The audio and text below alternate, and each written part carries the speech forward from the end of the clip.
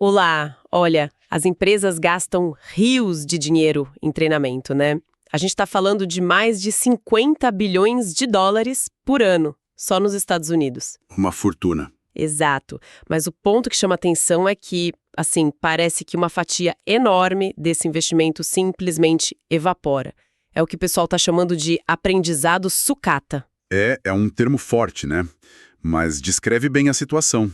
É aquele conhecimento, aquela habilidade que você aprende num curso, mas que nunca se traduz em melhoria de desempenho lá no trabalho. E quando a gente pensa no volume do investimento, essa ideia de que boa parte se perde é, nossa, no mínimo preocupante. Com certeza. E os números realmente assustam. Sim, algumas fontes indicam que a taxa de transferência disso para a prática fica muitas vezes abaixo de 20%. 20%.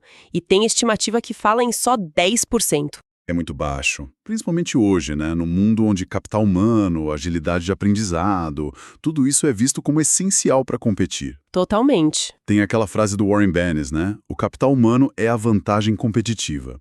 Então, essa falha em conectar o aprendizado com a prática não é só um desperdício de grana, é um problema estratégico sério. E é justamente isso que a gente vai explorar hoje, né? Uma abordagem para lidar com essa questão, baseada nos materiais sobre a metodologia das 6 disciplinas, as famosas 6Ds. Isso aí. A ideia é a gente entender um pouco por que esse modelo mais tradicional de treinamento muitas vezes não entrega o que promete, sabe? E como esse framework das 6Ds busca, assim, amarrar o aprendizado diretamente aos resultados do negócio. A chave aqui, eu acho, é uma mudança bem fundamental de perspectiva. O pessoal de treinamento e desenvolvimento, T&D, não pode mais operar só naquela base do desenvolver pessoas é a coisa certa a fazer. Que é importante, claro. É importante, óbvio, mas hoje a pressão é diferente. É para demonstrar impacto real, sabe? Mensurável lá no negócio. Então, é como se a linha de chegada tivesse mudado de lugar. Não é mais pegar o certificado no final do curso. De jeito nenhum. A verdadeira linha de chegada é ver um resultado concreto, documentado, lá na ponta, no negócio mesmo. E sem isso, parece que o treinamento corre um risco danado de ser visto como algo supérfluo, né? Dispensável. Perfeito, exatamente isso. E para chegar lá, os profissionais de T&D precisam ser, como disse a Rita Smith, lá da Ingerson Rand, eles precisam ser bilíngues. Bilíngues? Como assim? Falar a língua do aprendizado, claro, mas fundamentalmente falar a língua do negócio. Entender que T&D é um investimento e, como todo investimento, espera-se retorno, né? Certo. Seja retorno financeiro, de eficiência, qualidade, satisfação do cliente, o que for relevante para aquela organização específica. Qualquer coisa menos que isso, bom, aí sim virá dispensável. Entendi. E aí é que entram as 6Ds, então, como se fosse um mapa para essa jornada toda. Vamos só passar o olho nelas rapidinho? Vamos lá. D1. Determinar os resultados para o negócio. D2. Desenhar uma experiência completa. D3. Direcionar a aplicação para a prática. D4. Definir a transferência do aprendizado. D5. Dar apoio à performance. E a D6. Documentar os resultados. 6 passos bem encadeados. Parece bem completo. E as fontes citam empresas como GE, Kaiser Permanente, que usaram as 6Ds para aumentar o impacto do T&D. Sim, o Robert Sachs da Kaiser, ele enfatizou justamente isso, sabe? O foco nos resultados e na criação de uma experiência que vai muito além da sala de aula tradicional. Faz sentido. E é interessante notar também que consultorias aqui no Brasil, como o Lab e SSJ, já tinham essa pegada, né? Já aplicavam princípios muito parecidos, focando em resultado e transferência desde o começo. Estavam em sintonia. Legal. Bom, então vamos começar a desembrulhar isso. D1. Determinar os resultados para o negócio. A ideia central é começar pelo fim, definir o objetivo antes de tudo. Mas isso não é o que sempre se tenta fazer. Qual que é a diferença aqui? Olha, a diferença está na profundidade e no rigor, eu diria. Muitas vezes, o T&D parte de um pedido meio vago, sabe? Precisamos de um treinamento de liderança. Ou então foca só nos objetivos de aprendizado, Queremos que eles saibam fazer X. Certo. A D1 exige ir além, bem além.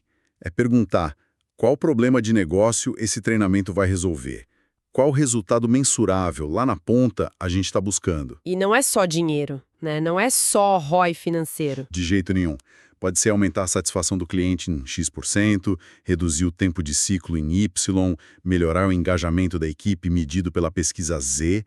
O Drucker falava muito de valor econômico, claro, mas o princípio vale para qualquer tipo de organização, até sem fins lucrativos. Entendi. É sair daquela superfície do pedido e cavar fundo mesmo, para achar real necessidade estratégica por trás. Os exemplos da Ingersoll Rand, da Humana, conectando o TND às prioridades do negócio são bons nisso. São ótimos exemplos. Mas isso também implica em dizer não às vezes, certo? Porque nem todo problema de desempenho se resolve com treinamento. Exatamente. Essa é uma das partes mais difíceis, eu acho, mas é crucial. T&D não pode ser o conserta-tudo da empresa. Tem que ter um diagnóstico. A causa raiz é mesmo falta de habilidade ou conhecimento? Ou é um problema de processo, de sistema, de motivação, de outra coisa? Faz sentido. E tem ferramenta para ajudar nisso. Tem. Mencionam a roda de planejamento dos resultados, que basicamente te guia por umas perguntas essenciais. Qual a necessidade de negócio? Quais são os comportamentos críticos que precisam mudar? Quem pode confirmar que a mudança aconteceu? Quais são os critérios de sucesso? Entendi. Sem responder isso direito, você corre um risco enorme de cair no que as fontes chamam de conspiração do silêncio, que é quando todo mundo faz o treinamento, mas ninguém sabe ao certo por quê, nem qual o impacto esperado. Fica um teatro, né? Nossa, conspiração do silêncio, que forte. O exemplo da Gap com a Universidade Merchant ilustra bem isso, né? A CEO pediu à universidade, mas a necessidade real, que descobriram depois, era outra: desenvolver capacidades específicas de liderança para apoiar a estratégia. Precisamente. Entender o porquê antes de sair definindo o quê. Isso exige que o TND se posicione de uma forma mais consultiva, sabe? Menos reativa. E que priorize, imagino. Fundamental. Os recursos são sempre limitados. Tem que focar nas iniciativas que são críticas para a missão, onde o TND pode realmente fazer a diferença. E ter a coragem, sim, de recusar ou redirecionar outras demandas que são menos estratégicas. Faz todo sentido. Bom, definido o objetivo lá na D1, vamos para D2. Desenhar uma experiência completa. A ideia aqui é que aprender não é um evento isolado, tipo um curso de 2 dias. É um processo. Isso. Um processo que começa bem antes e termina muito depois do curso em si. Aquele cartoon clássico, né? Do sujeito saindo do curso animado e dizendo, ótimo, agora de volta à realidade. Sim. É a caricatura do problema que a D2 quer resolver. Ela nos força a pensar no aprendizado como uma jornada inteira. A experiência do participante começa lá na comunicação inicial, nas expectativas que são criadas, e só termina de verdade quando o resultado lá na ponta é alcançado e, idealmente, reconhecido. O evento de aprendizagem mesmo, a fase 2, que é a aquisição do conhecimento, é super importante, claro, mas é só uma peça do quebra-cabeça. E a linha de chegada também muda aqui, né? Adorei o exemplo da Home Depot Canada. O troféu não era para o fim do curso, mas só quando o gerente comprovava uma melhoria real na loja. Fantástico, né?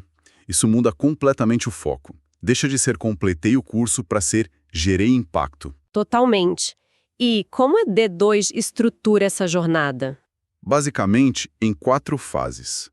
A fase 1 é a preparação, crucial e, olha, muitas vezes negligenciada. Definir expectativas claras é um ponto-chave. Tem aquele estudo famoso, né, sobre o impacto de descrever um professor como caloroso ou frio antes da aula. As expectativas moldam a percepção. Verdade. E a preparação pode ir além de mandar um textinho para ler antes. Pode ser uma tarefa prática, tipo entrevistar uns clientes, analisar produtos concorrentes, algo que conecte o aprendizado com o mundo real e aumente a relevância percebida. Mas tem que ter cuidado para não sobrecarregar o pessoal também, né? O dia a dia já é uma correria. Sem dúvida. O design tem que ser inteligente, focado no essencial. Aí vem a fase 2, a aquisição. O curso em si, virtual ou presencial. E então, a fase 3, que é a transferência. É aqui que o aprendizado encontra a realidade dura do trabalho. Onde a mágica ou a falta dela, Acontece. Exato. E frequentemente é o elo mais fraco da corrente onde muito do investimento se perde. O ambiente pós-curso, o apoio ou a falta dele do gestor, dos pares, as barreiras que o Newsroom identificou décadas atrás, tudo isso influencia demais. Complicado. E a última fase? A fase 4, avaliação e celebração. Reconhecer o esforço, os resultados alcançados. Isso fecha o ciclo e reforça o valor de todo o processo. O exemplo do Ken Blanchard é legal também. Ele aplicava o exame final no primeiro dia para já direcionar o foco no que importava.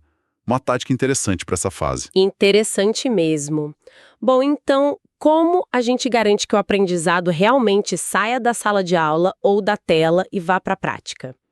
Aí entra a D3, né? Direcionar a aplicação para a prática. Exatamente. É o foco aqui. A analogia do instrutor de esqui que você mencionou é ótima. Ninguém aprende a esquiar vendo slide, né? Parece óbvio, mas muito treinamento ainda é super passivo. Palestra, PowerPoint infinito. Pois é. A D3 bate muito nessa tecla. Precisamos de métodos ativos. Simulações, estudos de caso que sejam relevantes para o dia a dia da pessoa, prática real. Construir a ponte entre o aprender e o fazer. E como se constrói essa ponte? Bom, passa por vários elementos. Primeiro, a motivação. Tem que responder aquela pergunta clássica. WIFM, What's in it for me? O que eu, participante, ganho com isso? O modelo de Vroom, com valência, instrumentalidade e expectativa, ajuda a pensar nisso. E a andragogia, né, os princípios de como adultos aprendem. Fundamental. Adultos precisam ver relevância, precisam poder aplicar na prática, precisam ser respeitados na sua experiência. É preciso engajar corações e mentes, como diz a Beverly Kay. Essa questão da relevância percebida parece ser um fio condutor importante em tudo isso. O conteúdo tem que fazer sentido para o trabalho da pessoa. Totalmente. E isso exige que os instrutores, os facilitadores, não só dominem o tema do curso, mas também entendam o contexto de negócio dos participantes, senão fica desconectado. Verdade. E além da motivação e relevância. Fornecer o know-how, o como fazer. E aqui entra forte a ideia da prática deliberada, um conceito que ficou famoso com autores como o Colvin, o Gladwell, mas que vem da pesquisa do Erickson. Prática deliberada não é só praticar, né? Não mesmo. É praticar com foco, buscando feedback constante, saindo da zona de conforto. É aí que a maestria se desenvolve. Por isso que roleplays, simulações, mesmo que sejam desconfortáveis no começo, são muito mais eficazes para desenvolver habilidades do que só ficar ouvindo ou lendo. É um alerta interessante sobre aquelas avaliações de reação, o nível 1. Às vezes, os treinamentos que o pessoal mais gosta, que são mais divertidos, mais confortáveis, são justamente os que menos mudam o comportamento lá na frente. Exatamente. O conforto nem sempre é amigo do aprendizado profundo. A D3 também fala sobre tornar o aprendizado memorável, usando insights da neurociência. Ah, legal. Tipo o quê? Coisas como: nossa atenção é limitada, então menos a mais. Evitar sobrecarga cognitiva. Emoções ajudam a fixar a memória. Histórias conectam, elas colam, como diz o Stephen Denning. Repetição espaçada funciona, como no exemplo da Baker Hills. Faz sentido. Conectar o novo com o que a pessoa já sabe, usando mapas mentais, por exemplo, como na Kawai Core. E muito importante, dar tempo para as pessoas refletirem. O aprendizado não acontece só na exposição, acontece na digestão também. E, finalmente, a D3 fala de definir metas de aplicação. Isso me parece um ponto onde muita coisa boa se perde. A pessoa sai do curso super motivada, cheia de ideias, mas sem um plano concreto. A intenção se dissolve na correria do dia a dia. Totalmente. As metas de aplicação precisam ser tratadas com a mesma seriedade de metas de negócio. Nada daquelas metas vagas, tipo, vou ser um líder melhor. E como fazer isso de forma prática? As fontes sugerem algumas coisas.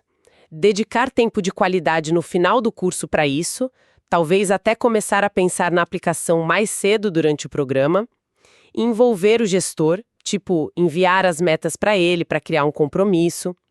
Usar modelos mais estruturados que o SMART, talvez, e até usar técnicas como o Feed Forward, do Marshall Goldsmith. Ah, o feed-forward é interessante, sim. E preparar o discurso de elevador. A pessoa conseguir explicar em 30 segundos o que aprendeu de mais importante e o que vai fazer de diferente. Isso ajuda a cristalizar o compromisso. Muito bom. Ok, então temos o objetivo claro, D1, a jornada toda desenhada, D2, e o foco em fazer a coisa acontecer na prática durante o aprendizado, D3. Mas, como garantir que isso realmente continue depois que o curso acaba? É aí que entra a D4, definir a transferência do aprendizado. Essa é talvez a disciplina mais crítica. E onde mora o famoso elefante na sala do TND. Aquela baixa taxa de transferência que a gente comentou lá no início. O segredinho não tão secreto como dizem as fontes. Exato. A D4 basicamente diz, olha, a transferência não vai acontecer por acaso, por osmose. Ela precisa ser gerenciada ativamente. Precisa ter sistema, processo. E por que ela falha tanto na prática? As fontes apontam algumas coisas, né? Falta de responsabilidade compartilhada. Sim, clássico. O TID acha que entregou o curso, fez a parte dele. O gestor da área acha que isso é problema do TID, não dele. Fica um vácuo. E falta também sistema para acompanhar, para apoiar essa aplicação depois. Entendi. Para combater isso, a gente precisa entender o que chamam de ambiente de transferência. O trabalho do Houghton, com aqueles 16 fatores, é muito relevante aqui. Quais são alguns desses fatores? Tem vários. A percepção que o aprendiz tem sobre a utilidade do treino para ele, a oportunidade real que ele tem de usar o que aprendeu no trabalho, o apoio ou a falta de apoio que ele recebe do gestor direto, dos colegas, as consequências positivas ou negativas de tentar aplicar o novo. A percepção que a pessoa tem desse ambiente todo é o que vai determinar se ela vai se arriscar a fazer diferente ou não. Mudar hábitos é muito difícil, né? As analogias são boas. A da colina nevada, que é mais fácil seguir o caminho já batido, ou a dos pacientes de cirurgia cardíaca que, mesmo sabendo do risco, não mudam o estilo de vida. A inércia é poderosa. Poderosíssima. Por isso, a D4 não fica só no diagnóstico. Ela propõe ferramentas concretas para gerenciar essa transferência. Tipo o quê? Coisas como lembretes periódicos. Porque longe da vista, longe do coração, né? Se ninguém mais fala do treinamento, ele morre.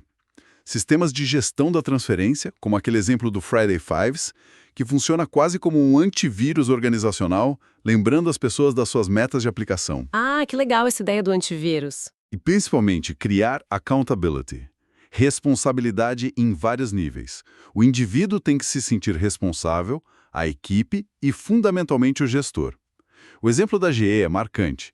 A consistência no acompanhamento pós-treinamento que eles implementaram, inspirados nas 6Ds, parece ter feito uma diferença brutal nos resultados. Isso leva direto para D5, então. Dar apoio à performance. Se a transferência é o grande desafio, o apoio contínuo durante essa fase parece ser parte essencial da solução. Sem dúvida alguma. Especialmente quando você está tentando aplicar algo novo, que ainda não domina, que ainda se sente inseguro. Pensa num manual de um software novo que você está aprendendo. Você não lê ele de capa a capa antes de começar, né? Não, de jeito nenhum. Eu consulto quando travo em alguma coisa. Exato. O apoio ao performance funciona mais ou menos assim. Ele está lá para te ajudar no momento da necessidade, para reduzir a carga cognitiva, para te ajudar a agir certo quando você precisa. A Rosette e a Schaffer definem bem. É um repositório de informações, processos e perspectivas que guiam a ação. E que formas esse apoio pode ter na prática? As fontes agrupam em 3 tipos principais. Primeiro, materiais. Coisas como os Jog Aids, que a gente pode chamar de assistentes de tarefa, talvez. Boa. Tipo um checklist, um fluxograma? Isso. A chave é que eles sejam super acessíveis, rápidos de usar, simples, direto ao ponto. Sabe aquelas pastas gigantes que a gente ganhava em curso? Sei, haha. Cheias de papel. Raramente aquilo serve como um job aid eficaz no dia a dia.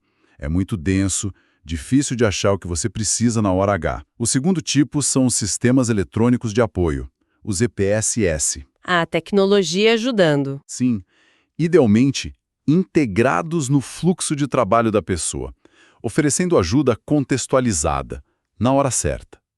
O TurboTax, aquele software de imposto de renda americano, é um exemplo clássico disso. Ele te guia passo a passo.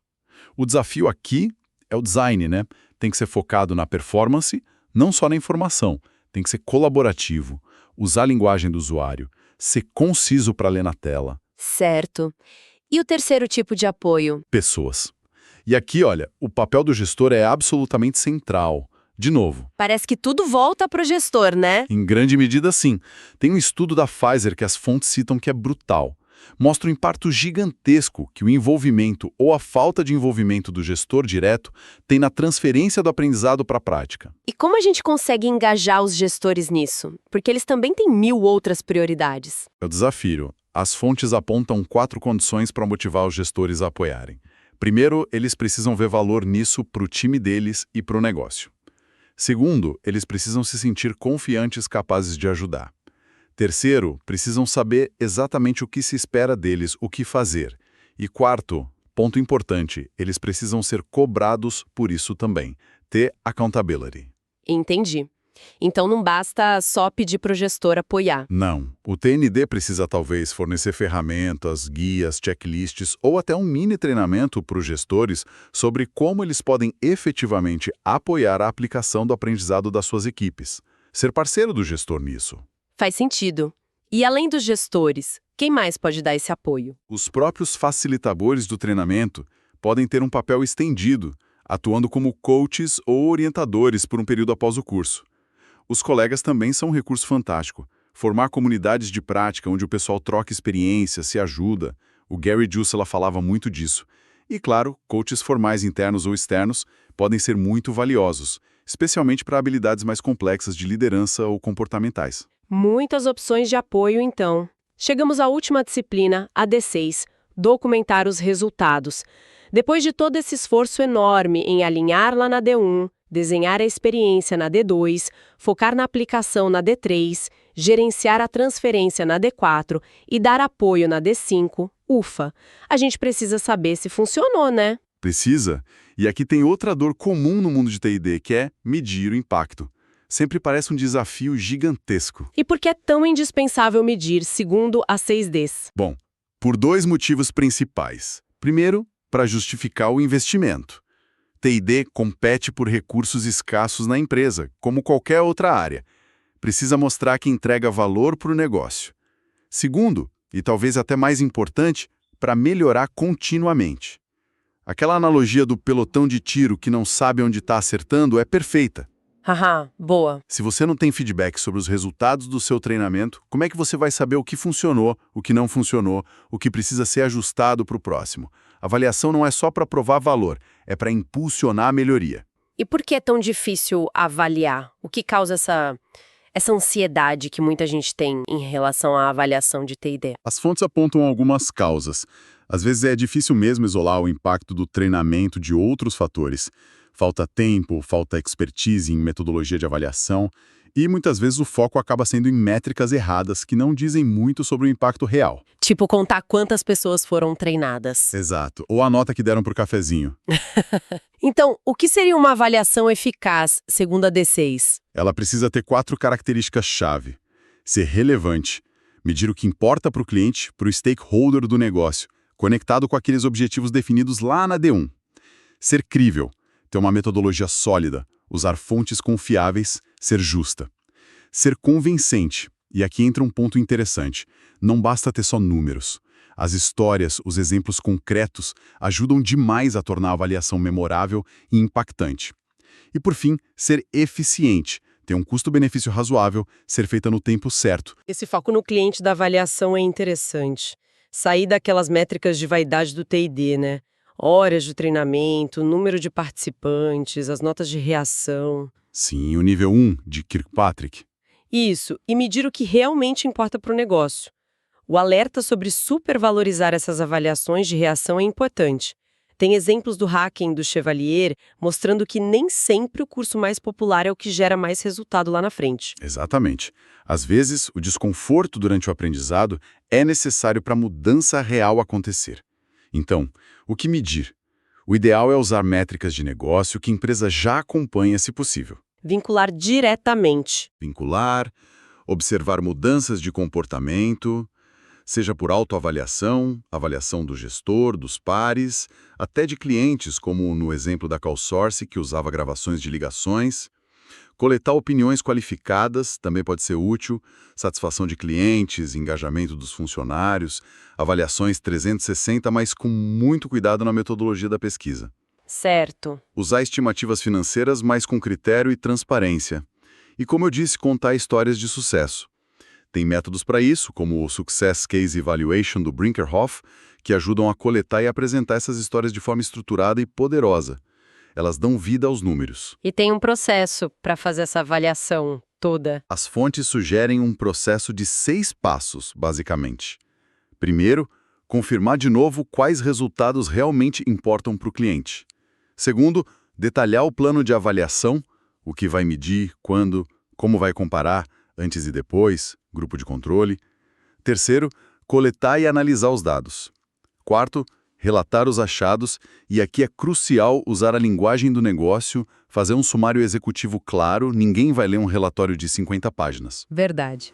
Quinto, vender o peixe, comunicar os resultados, mostrar o valor do que foi feito interna e externamente. E sexto, o mais importante, usar esses dados para implementar melhorias, fechar o ciclo, aprender com a avaliação para tornar o próximo treinamento ainda melhor.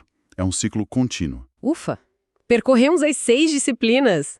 Olha, fica muito claro que a proposta é uma mudança bem profunda na forma de pensar e operar o T&D, né? Totalmente. Não é só sobre entregar conteúdo, é sobre orquestrar todo um processo muito mais amplo, focado o tempo todo em gerar e comprovar valor para o negócio.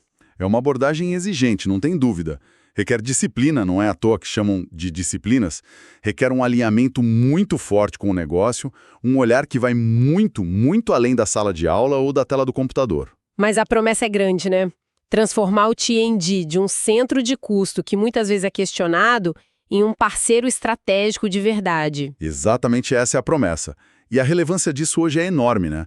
Para as empresas que querem maximizar o retorno sobre o investimento que fazem nas pessoas, para os gestores que precisam de equipes cada vez mais capazes para entregar resultado, e para cada um de nós, né, que quer que o tempo e esforço investidos em aprender realmente façam diferença no trabalho, na carreira. É sobre garantir que aquele esforço todo de desenvolvimento não vire a tal aprendizado sucata, mas que seja de fato um motor de resultados. Perfeito. É isso. Bom, para a gente fechar então, fica aquela provocação inspirada na fala da Rita Smith, que você mencionou. Será que o grande desafio para o futuro do T&D é realmente dominar esse bilinguismo, ser fluente não só nas teorias de aprendizagem, nos métodos de ensino, mas talvez principalmente ser fluente na linguagem dura dos resultados de negócio? Talvez seja essa a chave para que o T&D finalmente conquiste de vez o seu lugar estratégico na mesa de decisões. Fica aí algo para a gente refletir.